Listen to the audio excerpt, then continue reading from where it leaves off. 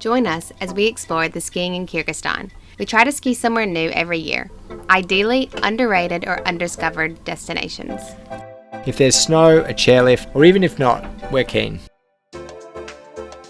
Very much an adventure. We're not expert skiers, but we are becoming experts at finding quiet slopes, weird border crossings, and noodles for breakfast.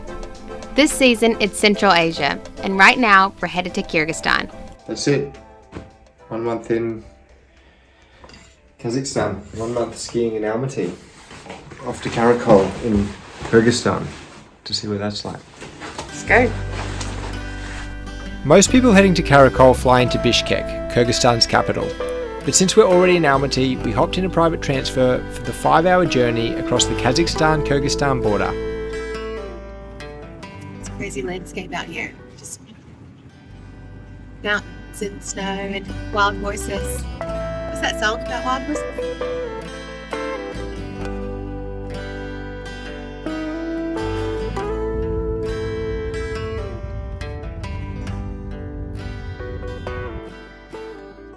We've just arrived in the town of Karakol. We're staying in an Airbnb just outside of town. It's not the most modern place we've ever stayed, but it's roomy, self-contained, and very affordable. I think it costs about $40 or $50 a night, about a kilometre out of the town. Of course, there are plenty of hotels available in town as well. Accommodation ranges anywhere from $30 a night through to about $100 per night. Check out the blog linked below for a rundown of accommodation options and use our links to book. The town of Karakol might be a little rough around the edges, but there are some solid cafes and restaurants, like Duet Coffee and The Lighthouse, offering a range of local and Western options for around $5 to $10 USD. Or if you want something more local, squeeze into the tiny Ashlian Phu Alley for homemade Kyrgyz classics like Lagman and Manti. While Karakol might not be known for its nightlife, there are some decent bars like The Hut, which is popular amongst locals and visitors from around the world. When it comes to skiing, there are a number of ski rental shops in the town. Prices are cheap, starting from $15 to $20 per day, but gear quality and range is not amazing. If you're particular, you'll need to bring your own equipment. You can organize shared transport from the town to the ski field from the rental shops for about $5 USD return. Arriving at the ski fields, the first thing that stuck out was how old the infrastructure was. But it is reflected in the price, with lift tickets only costing around $20 USD per day. And in the end, the old chairlifts do eventually get you up the mountain, which is surprisingly expansive once the trees start to thin. Our first experience of Karakol Ski Resort was after a dry spell of a few weeks without fresh snow. And with warm temperatures and no snowmaking equipment, the runs were frustratingly icy. On the plus side, the slopes are quiet, especially during the week. You won't need to wait in long queues or navigate down busy runs in Karakol. 5 hours from the capital Bishkek and not widely popular amongst national tourists, Karakol remains uncrowded. Weekdays are particularly quiet on the Karakol Mountains. Although conditions remained icy for almost a week, when we finally did get some snow, it opened up some steeper terrain, interesting tree runs, and beautiful views of the Tian Shan. The mountain has a few restaurants with affordable and filling food. For a bigger adventure, we are headed to Jyrgalan, a tiny village about an hour from Karakol, for our first ever backcountry skiing experience. After renting some backcountry gear from a local ski shop, we are getting away early to travel about 1.5 hours into the mountains of Jyrgalan.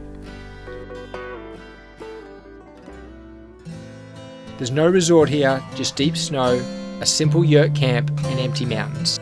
Look at these yurts we're going to stay in. Apparently they're warm inside. The yurts are warm and cozy, but could easily sleep up to 8. We hired a private guide for 3 days and skinned up into the backcountry. We spent the morning hiking to the top of a mountain. It's the toughest thing I've ever done in my entire life. Backcountry skiing for beginners is harder than I anticipated. And once we got to the top, Eddie's binding wouldn't work. And it started snowing and it was freezing. So, yeah, pretty much an adventure. Very much an adventure. Very tough. Toughest thing I've ever done. We're not even down the mountain. My first run. And that hill behind me, I lost my ski in the snow.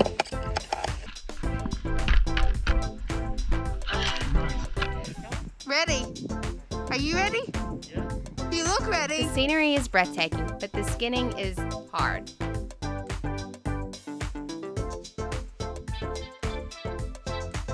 If it is not already obvious, this is our first time backcountry skiing, and you could argue that we're not exactly ready. There are plenty of spills, face plants, and moments where it feels like we're spending more time digging ourselves out of the snow than actually skiing.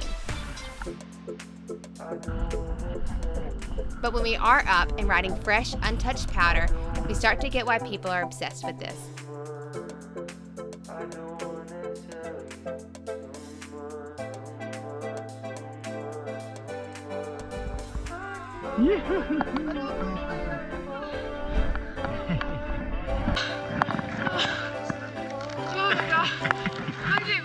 I couldn't get up. Oh, mate. Laying in the snow face for like a minute. You about to get that avalanche feature on?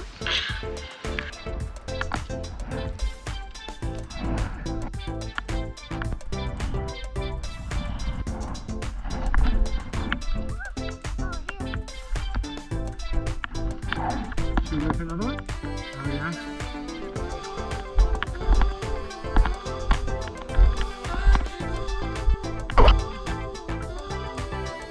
The lodge is a great base between excursions, with comfy, warm yurts, prepared meals, and even a sauna.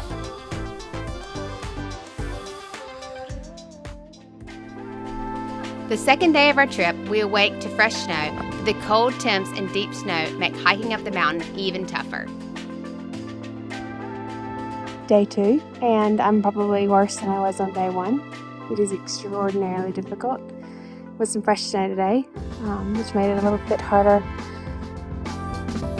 In all, we spent 3 days in Jyrgalan, which turned out to be more than enough for our first time in the backcountry. It was also one of the defining memories of our time skiing in Kyrgyzstan.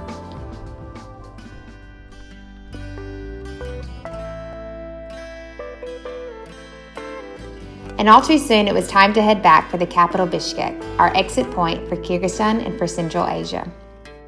But not before one final stop.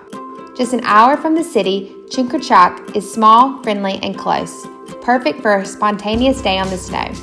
It's not very big or steep, but when it's snowing, this little resort turns into a fun, easy getaway high in the mountains above the capital.